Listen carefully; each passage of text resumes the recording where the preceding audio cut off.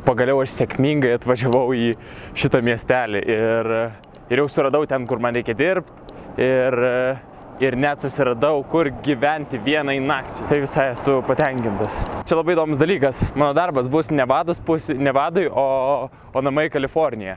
Ir dabar šita gatvė, kur aš einu per vidurį, šitoj pusėje yra Kalifornija, o šitoj yra Nevada. Gal atvirkščiai? Jo, atvirkščiai. Va, aš dirbsiu čia, o va, kokie kalnai aplinkui.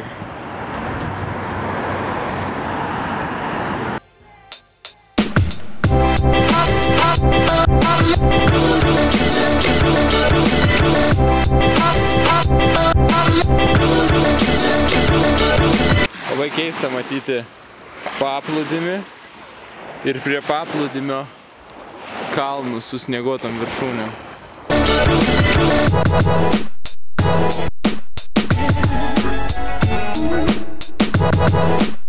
Nusipirkau dribsnių, nusipirkau pieno, bet nepagalvojau, kad įrankių tai aš neturiu. Tai dabar tutorialas, kaip valgyti dribsnius neturint įrankių. Paimat dribsnių, visi tai burno.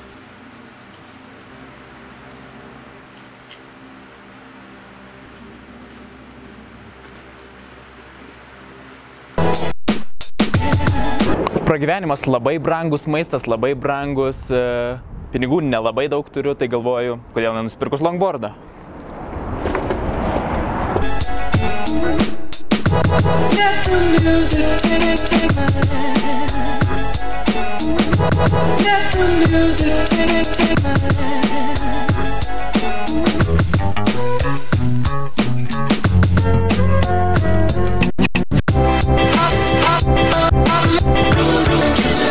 Šiaip tai niekad gyvenime nesu važinėjęs skeitų, nes, nežinau, man tai atrodė žiauriai kažkaip. Nu, nežinau, ne faina. Bet šitie dalykai yra tokie nesveiki. Jų ratukai yra visai kitokie nei skeitų ir čia yra kažkas nesveika.